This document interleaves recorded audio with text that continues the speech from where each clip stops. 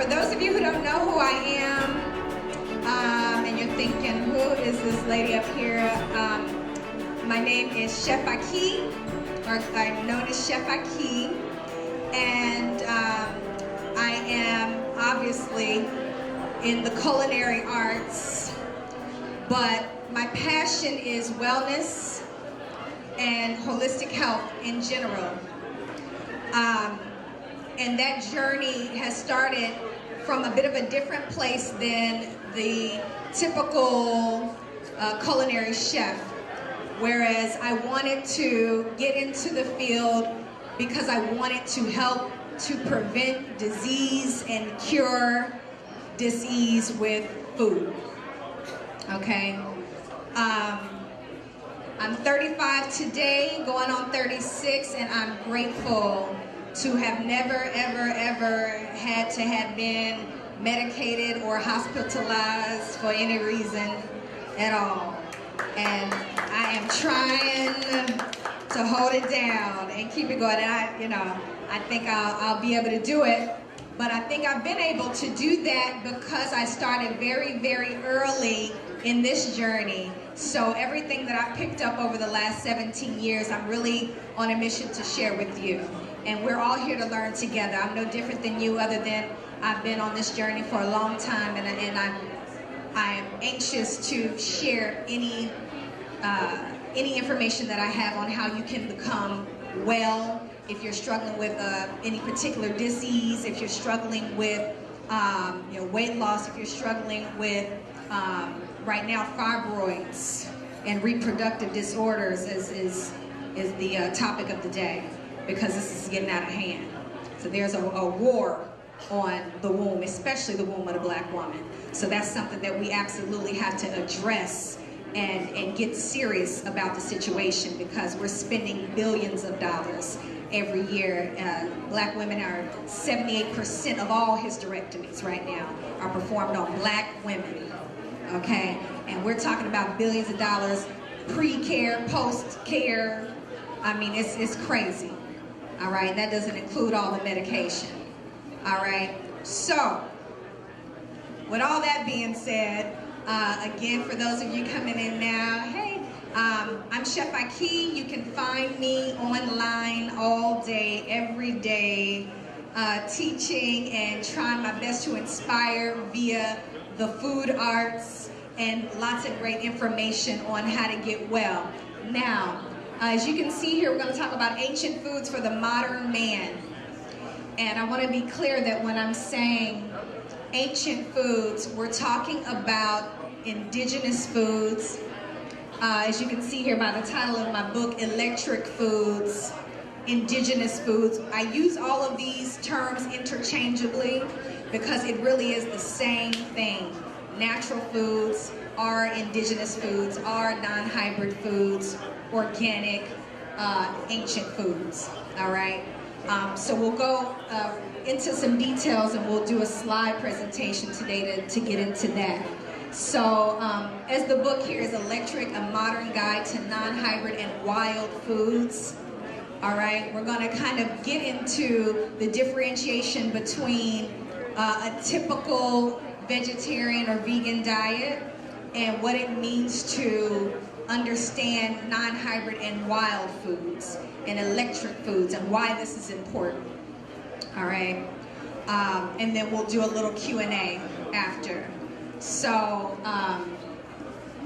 all right. So we're going to try to get through this slide, and I'm going to hop all over the place a little bit. If you could go forward a little bit, thank you. Forward on the slide. Next slide. Next slide. A little lopsided, isn't it? If we could straighten up the slide, brothers, Duran. I don't know who's controlling that. Next slide. Next slide. Next slide. We're going to go all the way down. Next slide. Next slide. We're going to go a little further. Okay. Further, further, further. A little further. Further, further, further. All right. Hold on. Go back. All right. Here we go. We're going to start with what the hell do I eat? Because I know that's what's going through your mind every day when you're thinking, I got my husband, I got my kids, I grew up on soul food, barbecue is good, and I want to eat the pancakes and the pizzas and the frozen things and convenient foods, okay? So I know this is difficult. I know we all want to be better. Everybody wants to have the perfect tiny waist, and everybody wants to be strong and fit. The brothers want to maintain protein, and they want to keep muscles and mass and all of that, all right? So I know that it's a struggle. So we want to talk about what you can do today as opposed to a whole lot of rhetoric about what you shouldn't eat. I know that you know what you shouldn't be eating. I hope you know. But most of you know what you should not be eating. Okay, if it, like the brother just said, who was here earlier, if it did not come fresh out of the ground or from a tree, and it doesn't have any life force from the sun, that it absorbs from the sun, the same way plants have the photosynthesis process. African people or African ancestry, indigenous people of the planet are considered phototrophic. Like plants have photosynthesis, we're experiencing being phototrophic means that you're absorbing sunlight and you're turning that into nutrition in your body. Okay, so that's very, very important. So if it ain't that, then it's not it. All right, and it's very simple. We get real technical when it comes to this food thing about what you should and should not eat. And I'm here to tell you that it's not technical and it's not difficult. And it's actually a shame that we've gotten this far away from what we just should simply eat to sustain ourselves. Can you imagine the gorillas and the apes and the animals and birds sitting around saying, wow, man, did you get enough protein today? You know? Like, did you get enough amino acids? Or I don't think I'm getting enough enzymes. And, you know, they don't have that conversation. They just know. They're in tune. They know what to eat. You know, they don't have to read a book to figure it out and eat right for the blood type and macrobiotic, this and that. Why is that? Okay? Why don't they have to speculate? And why do we speculate about what to eat? Why don't we just know? Okay? So the thing is, we do know, but we've gone so far away from that we've become addicted. And that's what's really happening, is that we're not eating food, really. We're eating drugs. We're eating poisons, and we're addicted. We're just like a bunch of crackheads. And it's true. Watch your children.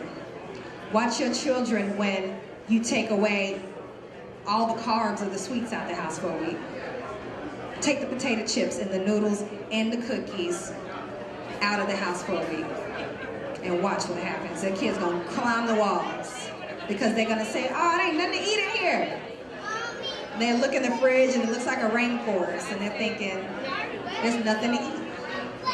And that's unfortunate, you know. So we have to change the entire lexicon here of how we're dealing with food and understanding food. All right, so what I call the Class C diet, Aboriginal vegan, vegetarian diet, the first stage of actual healthy eating. This is the practice of eating organic and wild vegetables and wild grains.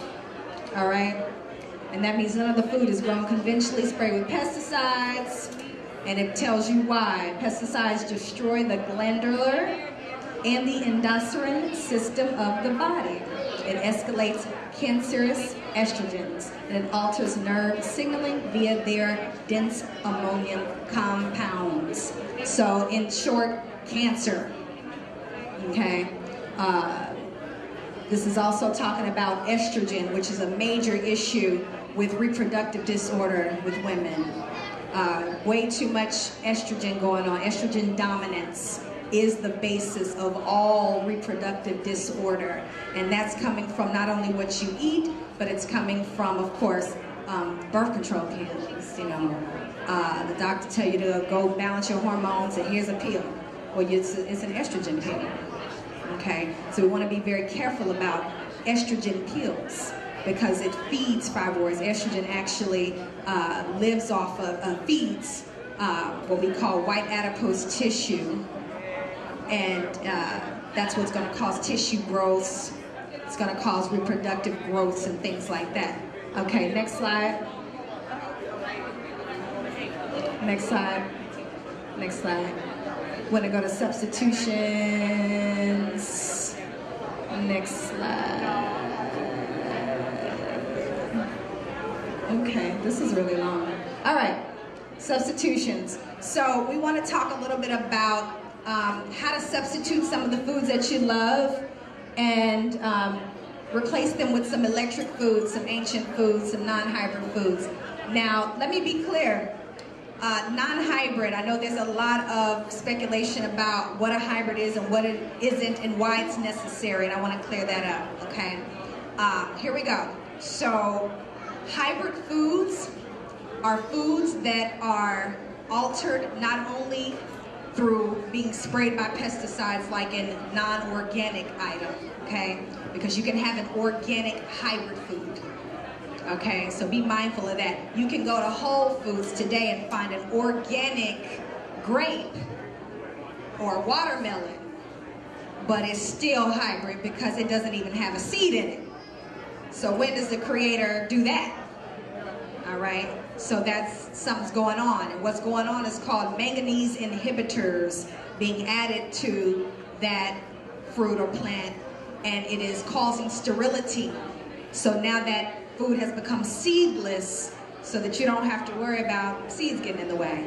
But then, you know, then we have problems with our reproductive system because the plant has no reproductive system, okay?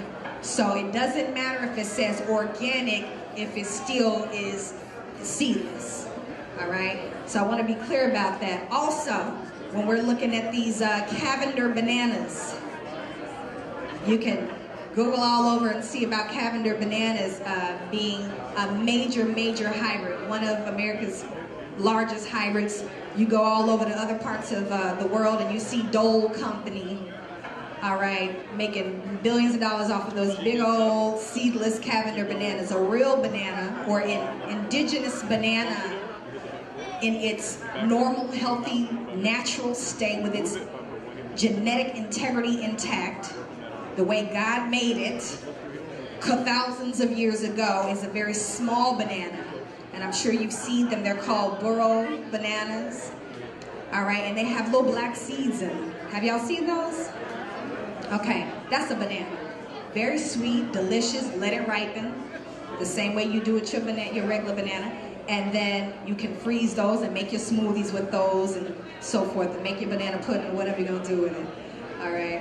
So again, another hybrid, super sugary, pumped up hybrid. Could be organic banana, yet still hybrid. All right, so this is the detail we're getting into here. All right, so wheat is the first thing on the list because wheat is one of the #1 killers, attacks the immune system. Wheat is awful. You know, what they did with wheat back in the late 70s and 80s, making us think that this stuff was healthy, is just ridiculous. Majorly monocropped, hybridized, gluten-filled, nutritionalist item, okay? Food-like stuff, but not really made for consumption. There's a great book out called Wheat Belly. Wheat Belly, incredible book that breaks down all of the things that you can suffer from due to eating too much wheat, and they put it in everything. So you want to be very careful about wheat bread and wheat this and wheat that. It's not good for you. We're talking about asthma. Your children are suffering with asthma, suffering with eczema. If you're suffering with inflammation, diabetes, you want to get off that wheat. So you can replace it with things like your quinoa flour, your millet flour, your teff, your amaranth, your spelt.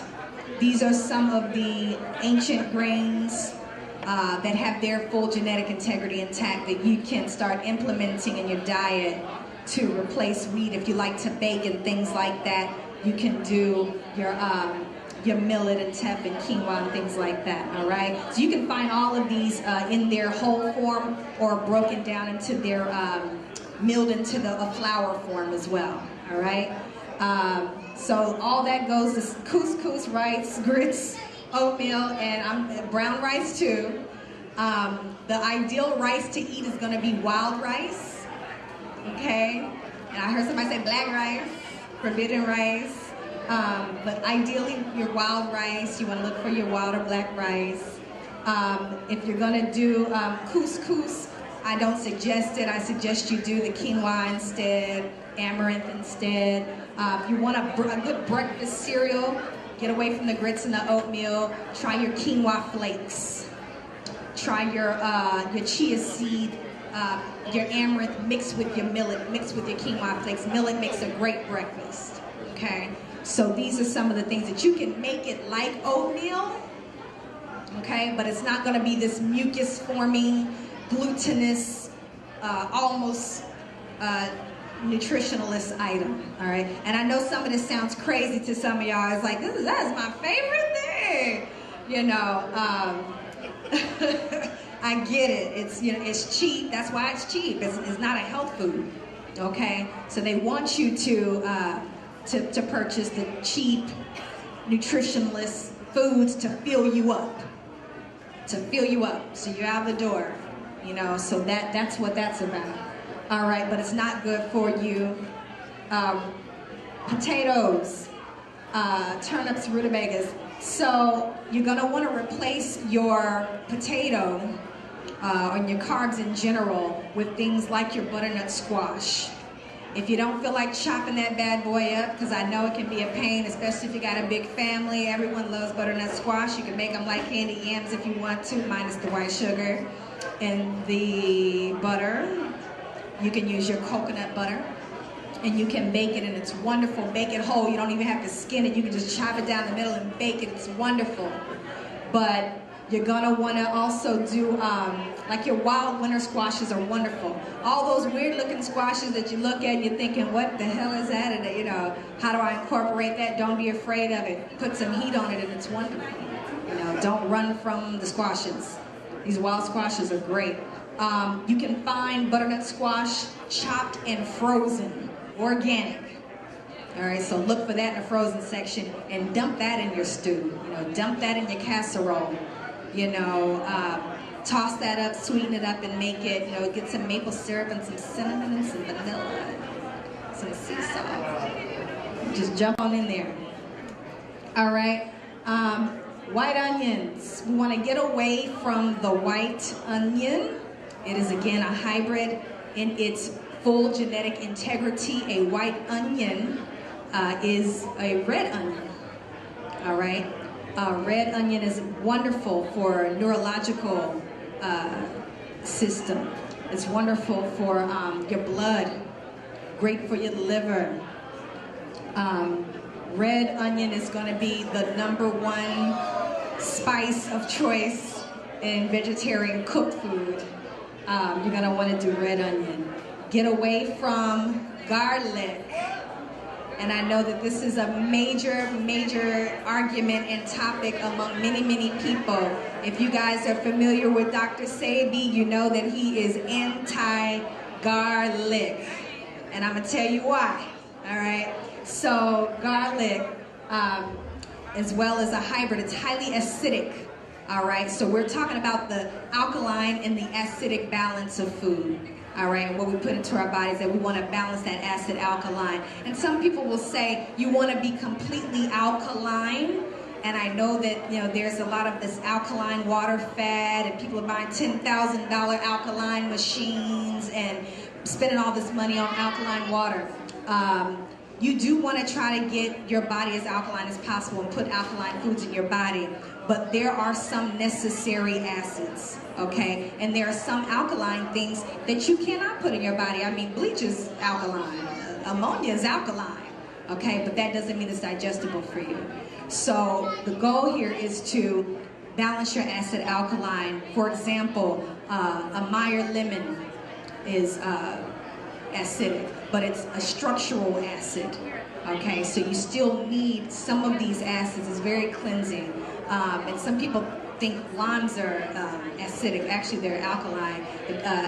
Acidic doesn't mean that it's something that is sour. I think people assume that acid means sour and alkaline doesn't and all this. But it's all coming down to what the pH balance is of that fruit or plant. All right, so above 7, 7.5 alkaline, below acidic, and anything acidic, of course, is detrimental to the body, detrimental to the organs. And coming from a background in colon therapy is how I really got into culinary arts, was colon therapy. And when I turned 18, I actually decided I'm going to clean my body up, because I've been eating chitlins and pork chops and ramen noodles and bologna sandwiches and Doritos all my life, okay?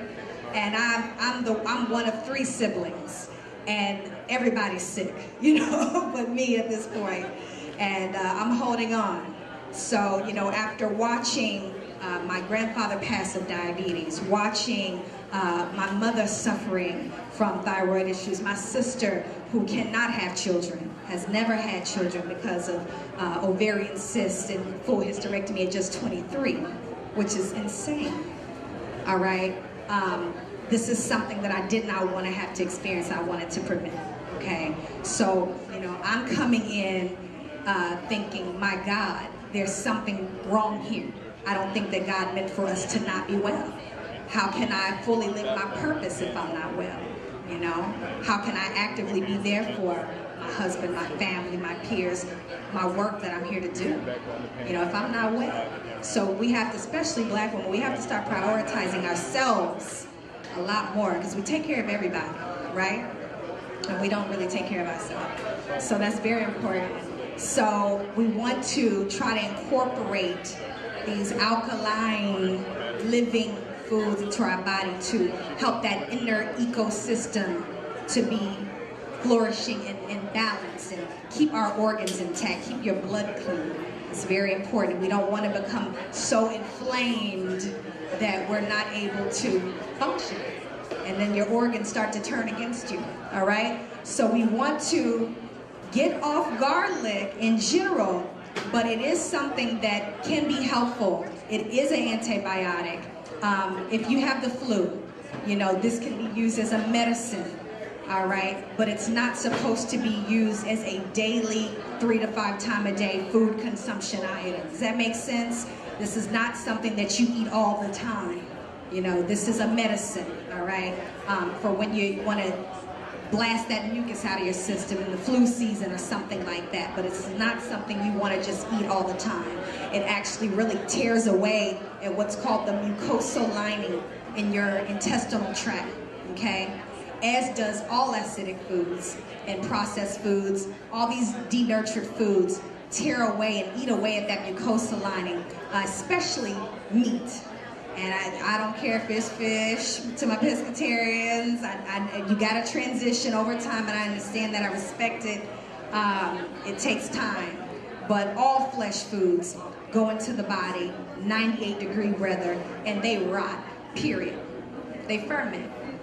They rot. And once that fermentation takes place in your gut, all right, it turns into a poison because it's not digesting. Your body's not just pulling it in, making it nutritious and dumping it out. It's sitting in your body. It's making your bowel very sluggish. It's very slow to move out of your system, okay? And I'm telling you, from a colon therapist perspective, lions, tigers, and bears in that thing, like, it's not cool, okay? It's bad. And I've seen brothers come in there with 6 packs, and they have the worst digestive system, okay? Because they're athletes, and they're eating steak and potatoes every day, all right? And they work out. They work out. But their digestive system and their organs are rotting inside, okay? So don't get it twisted. I hear a lot of people say, well, I work out, you know, but your fitness starts in the inside. Fitness starts in the organs. Fitness starts in the organs, all right? Wellness starts in the organs. So you can see a lot of tiny people. That doesn't mean that that's a sign of wellness, okay? So keep that in mind. Corn. We want to get this corn out of our body. I don't know if you guys are familiar with the cornification of America. Look it up. The cornification of America will change your perspective about what is going on with the corn industry. Everything is corn. Everything is corn syrup. Everything is, you know, they'll try to trick you and say it's a amaranth cereal. And you look at it, and the first ingredient is wheat and corn, and then there's a little bit of quinoa, and there's a little bit of amaranth, and, you know, they try to trick you. You know, you think, oh, you know, a little bit of corn. You know, the corn is very detrimental, does not digest, is highly hybridized. Corn started off as maize. All right, that would be the ancestor of what is today's poisonous offspring. All right, this big, cheap, sweet, oversized corn that we're eating today. So be very mindful about that, vegetarians. So this is just a great list of some things that you can start supplementing. If you love your garlic, do some scallions, do some shallots, do some chive. As a matter of fact, esotefida is a spice. They also call it hing, H-I-N-G, esotefida. I hope y'all got some notepads out, because I know there's a lot of information. But hing, or esotefida, is a wonderful spice. It's real kind of got that funk on it, like garlic, to try to replace the garlic. So you can do a blend of esotefida with your shallot, or your chive, your red onion, your Meyer lemon, and try to, you know, your sea salt, and get that, try to get that same flavor, okay? Won't be exactly the same, but, all right. So if we can back up a little bit and go to a different slide while we're getting that together. So, okay, and going back. All right, so I just want to show you guys some of the best foods that you can get into your body. But while we're doing that, and you can go all the way back to the third slide, I want to talk a little bit about water, because I get a lot of questions about water and what you should drink and how much you should drink. And I know that the standard Western medical system will tell you get 8 glasses of water a day. You know, some people say, well, I'm trying to drink at least a gallon a day. And water is important, and hydration is important, but we are gravely miseducated on what is hydration and what is really water. And there's a lot of water on the market that I call dead water, okay, or bulk water, because it doesn't penetrate the cell. So you are not really drinking, okay? And I want to make that clear, in that what's happening is our current water system is so jacked up to the point to where we just really have to make do with what's best, and then from there treat our water to get the most out of the water. And that's what's going on. Don't run out and get a $10,000, $20,000 alkaline machine. What's happening with these machines is the water is running through metal plates that are giving off the electric charge that is saying, boom, alkaline, and then it comes out and you do the test and it's alkaline. Okay, so again, going back to nature, you know, God didn't make an alkaline machine, give it to Adam and Eve and say, bam, you know, here's your alkaline water. It didn't work like that, nor do my mother nature doesn't work like that, and that I need to go spend $20,000 for me to drink. You know, that's not how we're gonna do that. So how do we do that? We use nature. And like the brother Kepra said, your first hydration should come from your fruits and vegetables. That's first, because that is an alkaline water coming out of that peach or that papaya or that watermelon or that pear. Okay, that is your first source of hydration. And I'm telling you that you can get more hydration from a cucumber than you're gonna get from 2 cups of dead water, tap water, bottled water. And if you're lucky, that bottled water has a BPA-free container so that you're not also getting leached chemicals and dyes and all these things. This water is sitting in warehouses for days in the heat before you even get it, okay?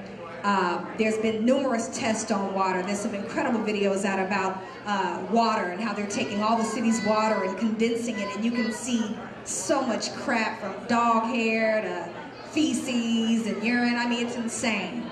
All right, so water is bad. That's the truth. Get you some distilled water.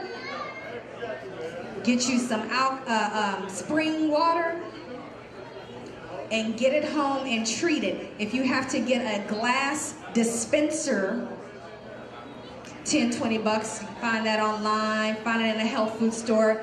Keep that dispenser in your home. Get those BPA-free or glass containers, 3-gallon, 5-gallon, whatever.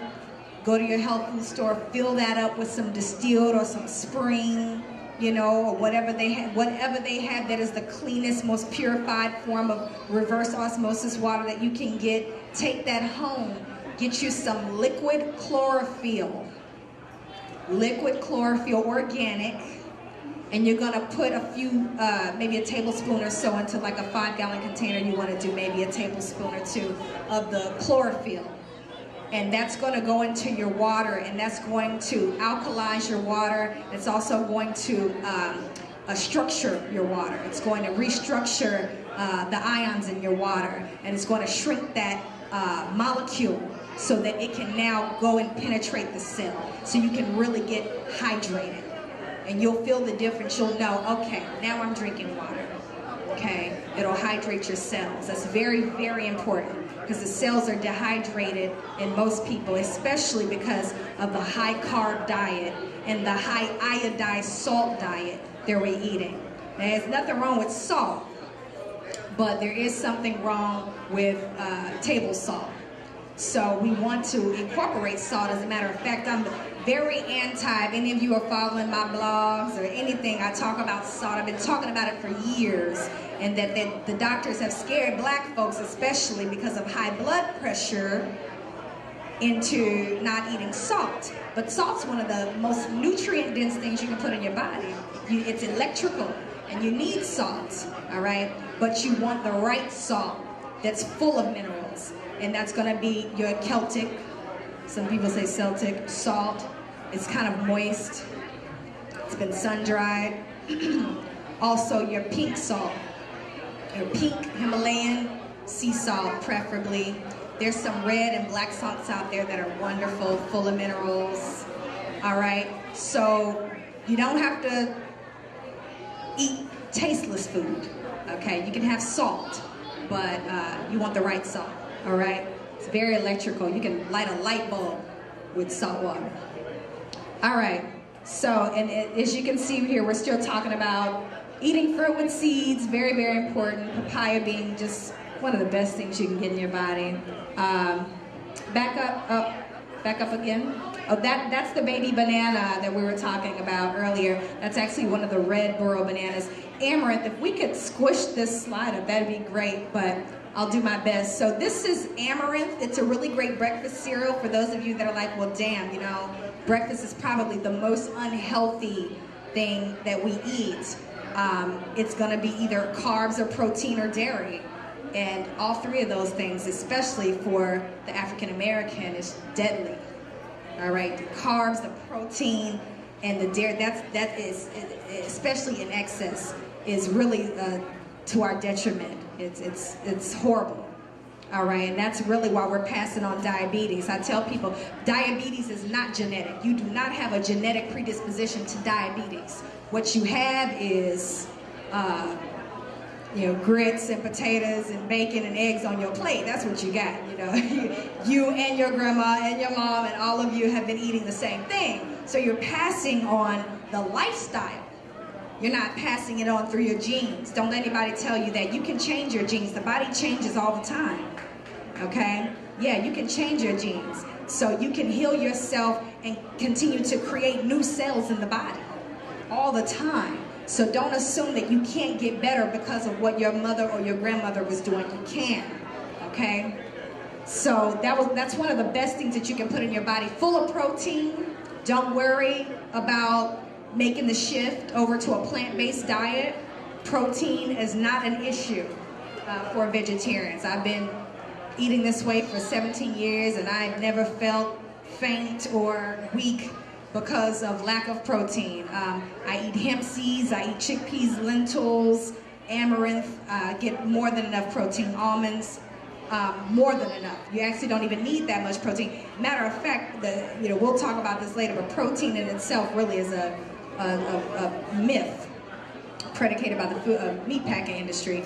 But what you do need is nutrients, minerals, electricity, and you can get plenty of protein minus the meat. The meat, as a matter of fact, once you cook it, you lose 83% of the available protein anyway.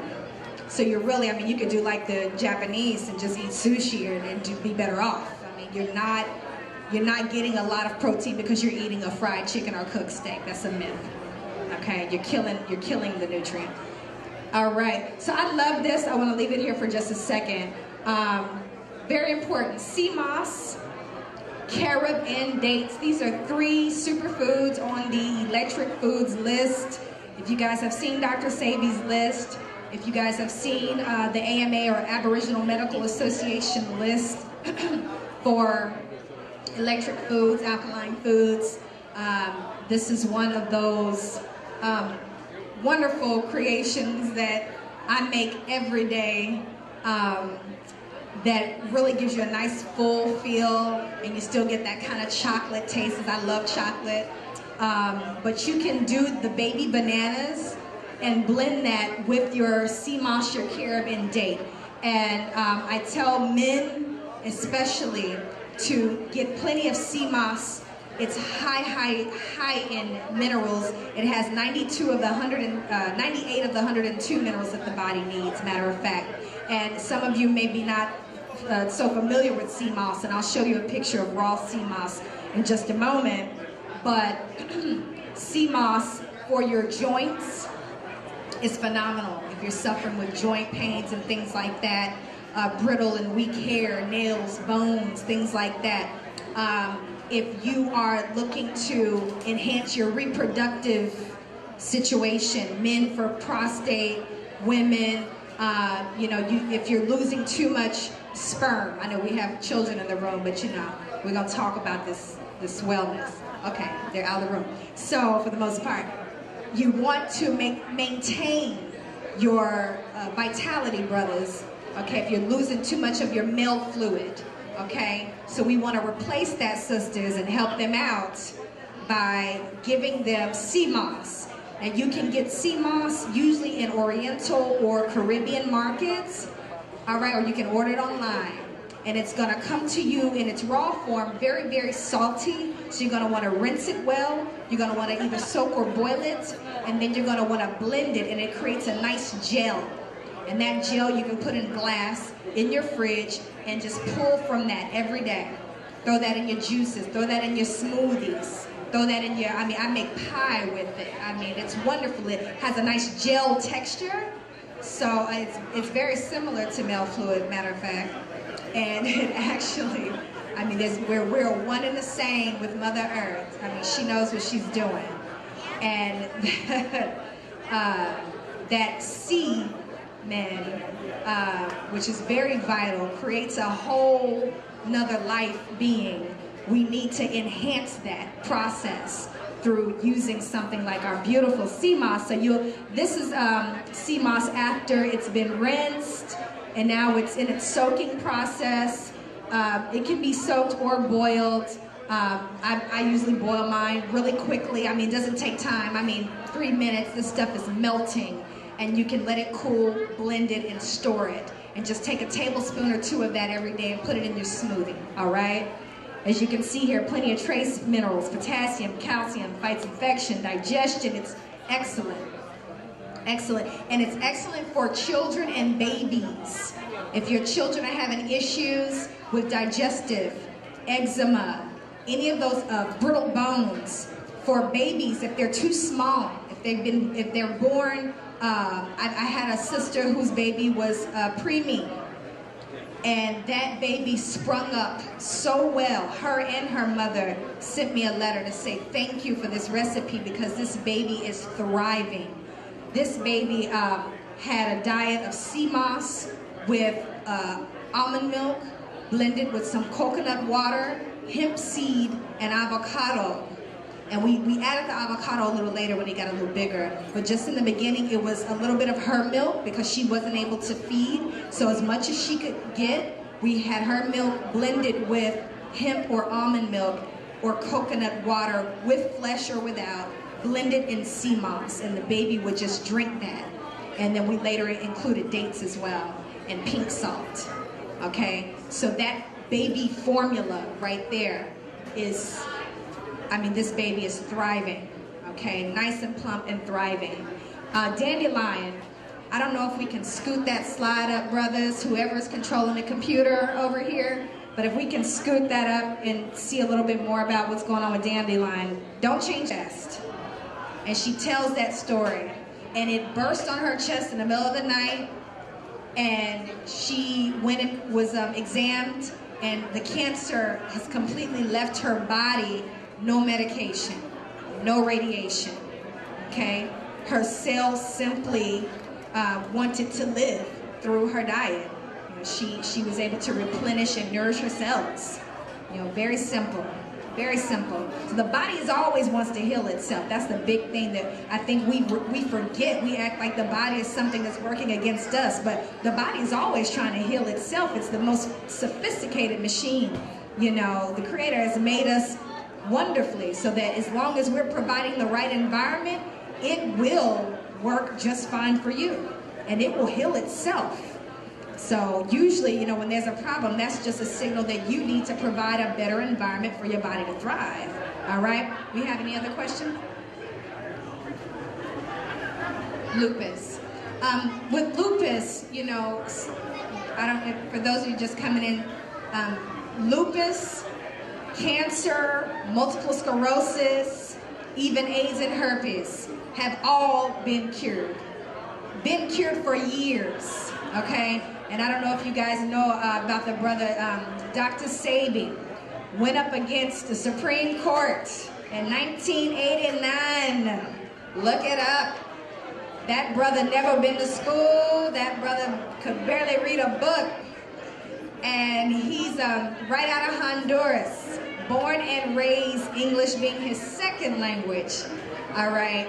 In 1989, he was arrested for promoting that he was curing these diseases, including AIDS. And he went to the Supreme Court and came to the courthouse with 77 patients along with their diagnostic sheets proving that he had cured them simply with living non-hybrid foods, not vegan vegetarian, meaning vegetarian pizza and hot dogs, non-hybrid electrical food. And then he had his herbs as well as a part of that process and cured all of those diseases, okay? So, you know, when the sister's asking about lupus, my first thoughts are, you know, that everything has to start with the detoxing of what you've already put into your body. You know, anything that's detrimental to your body, you have to cleanse that out first. And then, you know, you're gonna do that with your Meyer lemons, your limes, your ginger, your cayenne, and then you wanna rebuild. And fruit is cleansing. You know, really people say, I'm gonna go on a detox, I'm gonna go on a cleanse. Your food is the cleanse. What you eat is the cleanse. You should always be cleansing. I say the ABCs of cleansing, always be cleansing. Everything you put in your body is the cleanse. So it's not like, oh, I'm gonna do a cleanse and all, you know, you're cleansing, okay? So you're eating a cleansing diet, all right? So incorporating the ginger, the cayenne, the bitters, the herbs into your diet, that's gonna cleanse. And then you rebuild with sea vegetables, especially for lupus. Sea vegetables, and you wanna get a whole lot of copper, iron, magnesium, things like that that are gonna come through your leafy greens, your burro bananas. Also, there's a fruit that's coming to mind here. It's gonna come to me any moment. But you wanna incorporate some of these exotic fruits that we stayed away from. Tamarind is a wonderful, wonderful fruit. It's kind of like a date, looks kind of like a pea pod, but if you see tamarind paste, tamarind frozen or fresh, wonderful to incorporate into your diet. Tamarind also, it's coming to me, sour orange, or what they call ugly fruit. And I know some of my islanders know what I'm talking about. One of the best things you can put into your body. The typical navel orange is not it. It's a hybrid. Okay? The real orange is that ugly fruit. Sour orange. And you blend that with some ginger and a little bit of cayenne, some tamarind. You can add your maple syrup if you choose. Divine. Divine and very cleansing, very healing. All right. So indigenous people knew what they were doing. You know, they had access to all these wonderful things that unfortunately we've been taking away from our environment and away from our food supply. Okay, of what the things that make us thrive, which are these indigenous tropical electric foods. So we have to get a little bit out of our comfort zone. More questions, yes.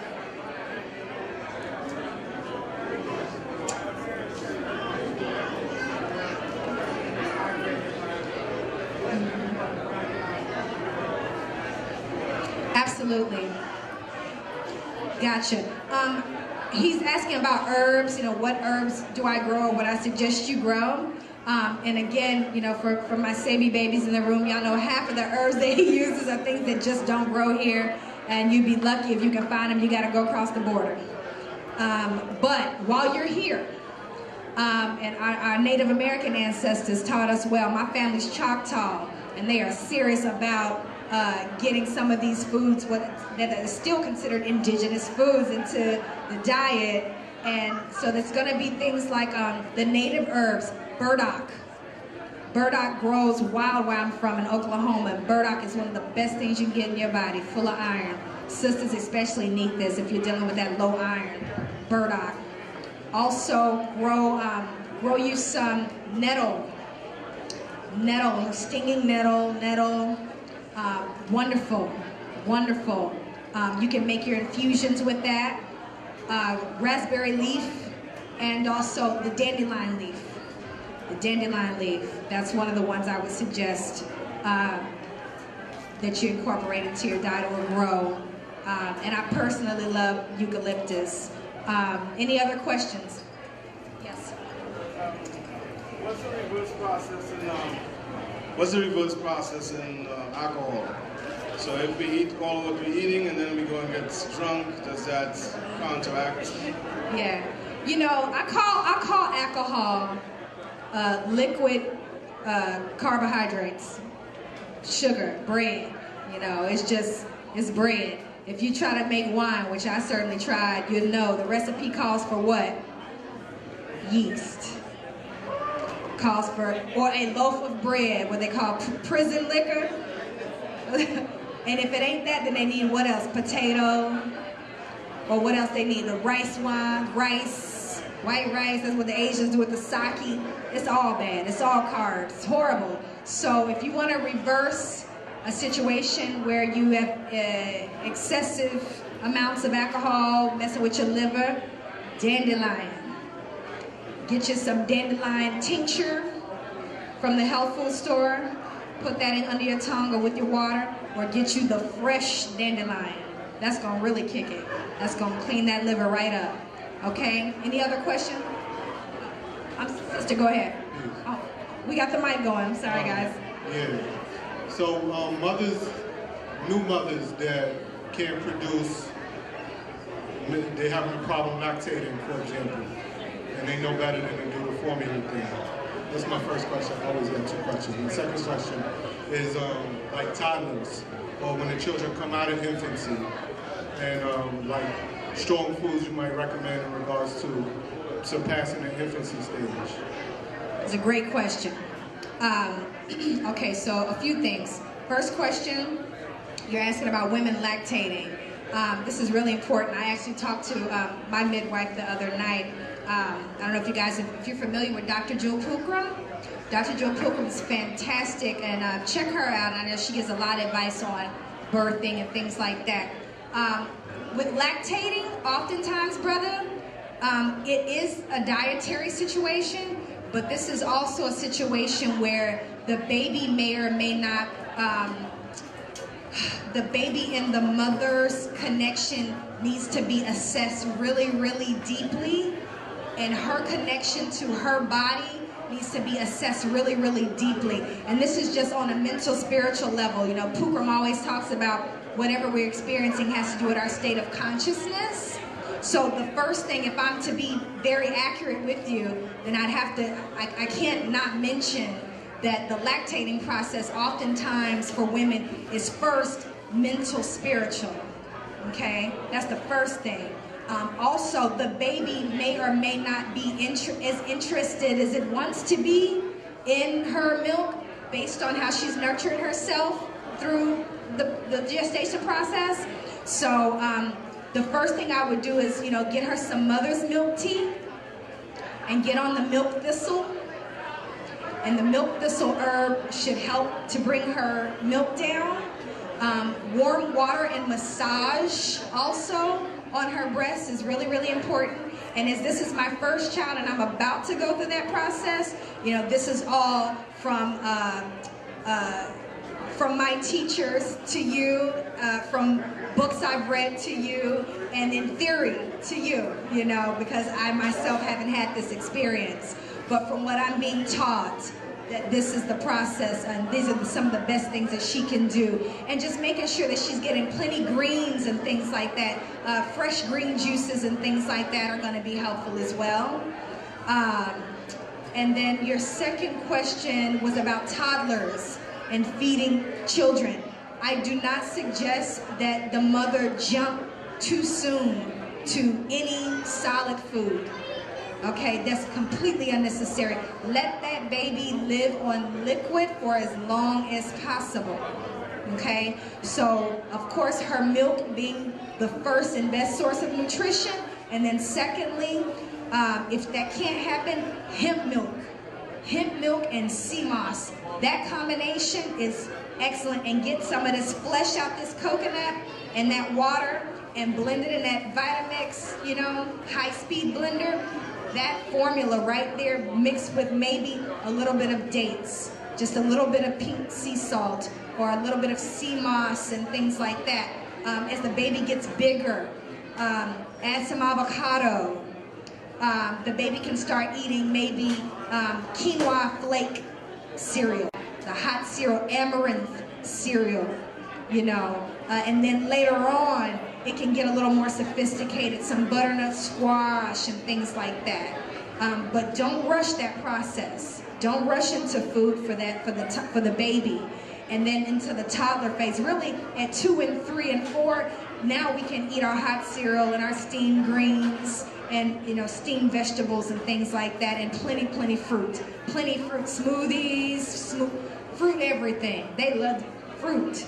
That should be the first thing. So, but don't be so quick to get them into carbohydrates of any form either. Okay, does that make sense? Okay, yes sir. We got a question. Greetings, sister. Greetings. What about foods that will combat the radioactive energy that we're constantly being faced with cell phones and all this electromagnetic energy that we're dealing with? Good luck. Good luck. The radioactive energy that we're dealing with, I wouldn't say that food would be the #1 way to protect against that. I would first deal with, it's kind of like fighting fire with fire.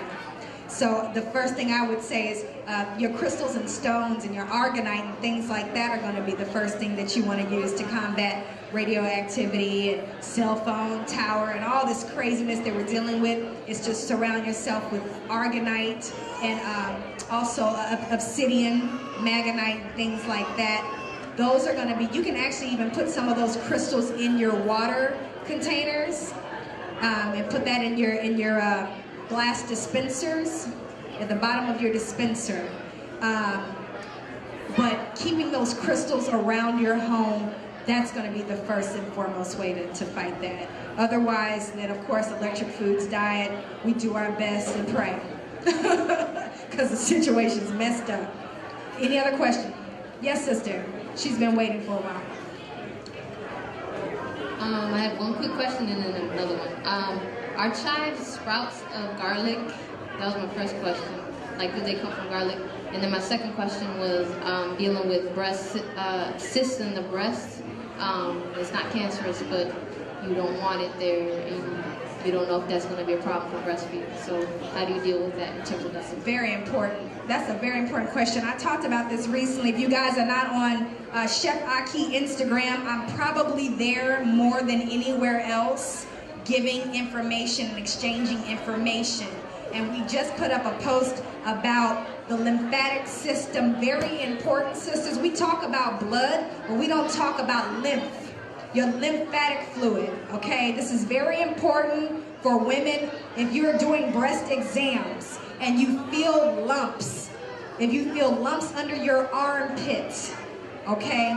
This is very important. Your lymph nodes are toxic, clogged, and or simply stagnant and not moving, your lymph fluid. So I had that experience where between the ages of about 16 and 28, I would always feel lumps in my breast, and I didn't understand that. And of course I'm paranoid because you're thinking, oh darn, I've got some benign cancer tumor going on. You don't know. But you know you feel something, and you're like, I can't have cancer, so what is the problem? What's going on, sisters, is we have to, one, get off of these underwire bras. And I know my sisters with the tick-o bitties don't want to come off the underwire. I get it. I feel you. And even you, as you're progressing in your diet and getting that estrogen out of your diet, your breasts are going to go back into more of a state of balance with the rest of your body and skeletal system as well. Okay? Because that estrogen is telling you we're preparing for a fetus. Okay? That's what's going on. So we want to get the underwire bras, get you some natural cloth bras that give you some good support. If you got to spend $100, that'll be that one bra that you wash and wear that bra, because you don't want that wire picking up all that mess and leaching into your skin. Okay? Putting those metals and aluminum in your skin. Same thing with aluminum pots and pans. Second thing, deodorant. Get off conventional deodorant today. Today. Now, I know you're saying I tried the natural one and it don't work. It's true. I tried 15 of them and they didn't work. It wasn't until I tried the crystal deodorant, which is the salt crystal, that actually worked for me. Okay? Now, I've heard maybe one or two people say it didn't work. Most people say it works. Okay? So it's very strange because it's a salt crystal and you gotta wet it and roll it around. But I'm talking about hot yoga sweat lodges. It works for me. So get off the conventional deodorant today, because the perfumes, the parabens, the chemicals, the aluminum, all that stuff is going into your armpit. And this is a very moist area where your pores are open and drinking that stuff every day. And then it's going right into your breast and causing these blockages in there. Okay? And your body needs to be expelling that. This is an area for expelling and cleansing and detoxing. Okay, so you're not supposed to not sweat, but you're supposed to just be a little damp, not funky, but damp. And all that will start to change as your body chemistry is coming into balance when you get into more of a plant-based diet. So this is all a process, okay? So you want to also get yourself a dry skin brush. And when you get to your shower, brush yourself from the foot up in circular motion, clockwise toward your heart, and get that lymph fluid moving in your body. And of course, exercise helps with this, to get the lymph moving. Hot and cold showers and things like that, hot and cold baths, take your salt baths and things like that. But you're gonna see, I'm telling you, I didn't even realize that one day I just had no lumps anymore. And I'm telling you that for a fact. There were no more lumps. And I know it's because I switched finally. I mean, I was vegan for years. I just finally said, okay, I'm gonna switch. I just didn't take it seriously. And one day the lumps were gone, okay? And you asked about garlic and chives. So garlic and chives is garlic from the chive family or vice versa? Is it sprouted from a garlic? That's a good damn question. I don't know. I'll find out. Any other questions? Yes. If you're drinking water on the go, you're not able to get to Some good water. Yeah. What do you do? What do you do? All right, so I'll tell you what I do is myself and my husband, we've got our water distiller at home that we've treated that water, and we recycle our glass containers. Go to TJ Maxx, if you got one from Whole Foods, wash it out and keep it, get you some bottle cleaners, $2, $3, $4, get you some glass containers, fill that sucker up at home and go. Keep 2 of them in the car. That's what I do, because I don't want to have to get stuck with crap water. So I take my water with me. I take everything with me. Go ahead. Yes? I would like to know, what can I do I have arthritis in my legs, and I'd like to know what can I do to revert it or out the way. Understood. Gotcha. One of the first things you want to do is get rid of any aluminum cooking pots and pans. So we're done with that. Perfect. My grandmother struggles with arthritis, and all her life she's been cooking with a blend of cast iron skillet and then some really cheap pans, aluminum pots and pans. And she's struggling with that aluminum coming from, of course, again, a combination of underwire bras, deodorants, things that we're drinking, bad water, and then also the pots and pans. So once that's out of the way and you're rebuilding, the sea moss that we talked about is wonderful. Red onion is wonderful. And it's coming to me. The burdock that we talked about, wonderful to incorporate into your diet for arthritis as well. And I'm thinking of a few other things as we're talking that are coming to me right now for arthritis, but I have some information for you specifically on arthritis that if you come see me, I'd love to email it to you.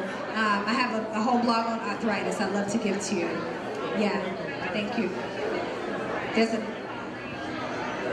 She's got the mic. Hi. What kind of foods do you recommend for fibroids to get rid of fibroids? Fibroids. That's happening. Glad you asked. We're doing a huge fibroid elimination campaign right now, you all. If you go to fibroidelimination.com, you can learn a lot about and read some of the excerpts from the Fibroid Elimination Bible. You can also download the Fibroid Elimination Recipe Guide. 19 bucks, download it to your phone. Go chefahki.com, AHKI, fibroidelimination.com. Some of the best things with the fibroids, a lot of it is what you take out of your diet. There are even some estrogen-filled, or what we call aromatase-filled foods that are even vegetables and fruits that you want to take out the diet. The first thing is fermented. Anything fermented. And I know they try to say, oh, eat fermented and kombucha and apple cider vinegar and all this and that. For women with fibroids, I do not suggest it to get the ferments out of the body. Certainly want to get rid of anything that is going to increase fat. What I find with women with fibroids is 90% of them are struggling with weight also. And so oftentimes it is the estrogen and the what we call fat or white adipose tissue feeding off of each other. So the more that you are sweating, the more that you are eating very, very clean, no carbs. No carbs with the exception of maybe butternut squash. And then quinoa, your millet, your amaranth, your spelt. No carbohydrates, because that's going to feed the fibroid. No ferments. And you want to get the black cherries that we talked about and the red raspberry. Very important. Blueberries, blackberries, any of that stuff, very important. Get off peanuts, peanut butter. Get off that also. So it's going to be a little bit more about probably what you don't eat. Dairy is certainly a no-no. It's going to feed the fibroid. And I did a whole, on my Instagram page, what are you feeding your fibroids? And everything on a typical soul food plate feeds a fibroid. You want to be really careful about that. So, you know, your candied yams and your cornbread and all that, corn products, you want to completely come off the corn products also, okay? So this is some good stuff for any reproductive disorder. Yes, sir. I wanted to know your take on drinking too much distilled water, because from what I understand is that you should really be drinking distilled water when you're cleansing, because it'll strip the body of minerals. It'll strip too much minerals out of the body. So I just wanted to get your take on that. What should we be drinking if we're not cleansing? Which water should it be? Reverse osmosis? Should it be spring water? Gotcha. If you all heard the brother, we were talking about water earlier. I don't know if you were here, but distilled water, drinking in large amounts, is known to leach minerals from the body. It's not replenishing minerals because it's been distilled. We talked about treating our water a little earlier. I don't know if you were here, but adding chlorophyll and pink Himalayan sea salt to the water is going to be best. And then also the spring water, of course, is best, but I would still treat my spring water also. And then, of course, your first choice of water shouldn't come from anything less than your coconut or your fruit in the first place. So your fruits first, then your chlorophyll spring, your chlorophyll distilled water, in that order.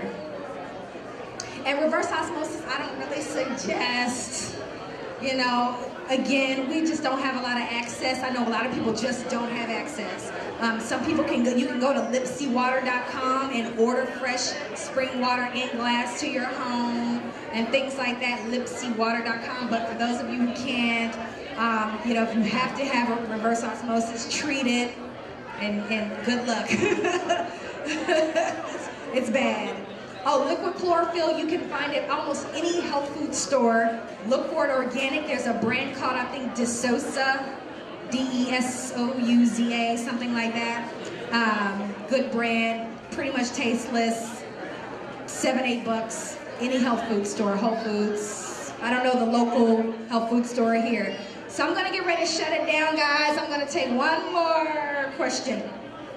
Yes.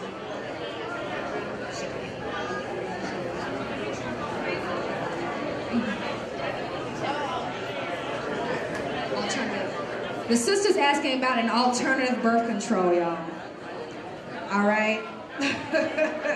This is rough. I get asked this question a lot.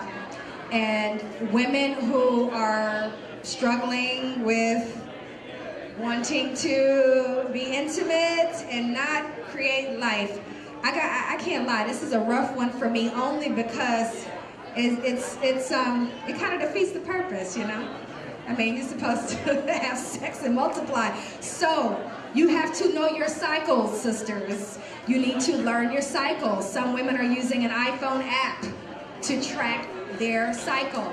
You need to get in tune with your body. This is the way it's been done in the past. Most of us grown women in our 30s don't know our cycle. We don't pay attention to it. It just comes and there it is. And that's an issue that we've left to convenience, to doctors, to monitor for us. And that is the major issue here, is that there is a time in which your body can give birth or not.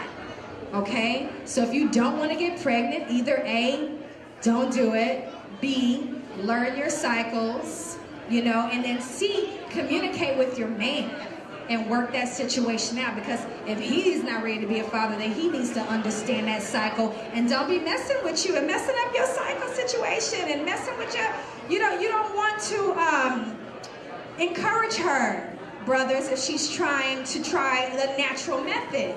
You need to support her in her process. If she is trying to get off the estrogen pills, and see, the men are usually the ones that make this really rough for us, because they've gotten used to the convenience of you being on the pill. Am I right? So they can just enjoy the situation, and so we've left that to someone else. So that's a problem. So sisters, you've got to get back in tune with your cycle so that you know how to manage your intimate life if you're not ready to birth. That's the bottom line. Other than that, then of course abstaining. There is no miracle herb that I know of that's going to keep you from having a baby. I haven't found it yet. If you have, then please tell me. because I'm interested to pass that to the next person. Okay. All right, so that's going to be it, you guys. Thank you for having me. Richmond has been an amazing experience. It's like a big old family reunion. That's what I told Brother Duran, who had me down here. Brother Duran, y'all, please give it up for Brother Duran Chavez, first of all, because that brother has been holding it down and doing a lot of work and putting in work here in Richmond, and I'm so proud of him. And I'm proud of all y'all for showing up for yourselves. Okay, because a lot of brothers and sisters who are not ready to even get into the state of consciousness of healing and wellness and getting back into nature. And if we get too far from nature, then we're going to really, really get into murky water. And we don't want to do that. So we have to support him in what he's doing and all of his affiliates and the things that they're doing. And his wonderful staff have been great to me and embraced me, and they've handled this very professionally, and they've been great. So I've enjoyed Richmond. I hope to come back. If y'all have questions, come and see me after. I have books over here for you, and we're going to sign those books and get them to you. And if we run out, then you can go to GoChefAhki.com, download it to your phone. Also, if you need a meal calendar for your family, meal plans with recipes to go with that meal plan to help you transition, then we have that for you at GoChefAhki.com/services. You can get a meal plan, 7, 14, and 21-day meal plan. All right, so if you're interested in that, come sign the email list, come see me. If you took a picture, tag me, and that's that. Thank you all.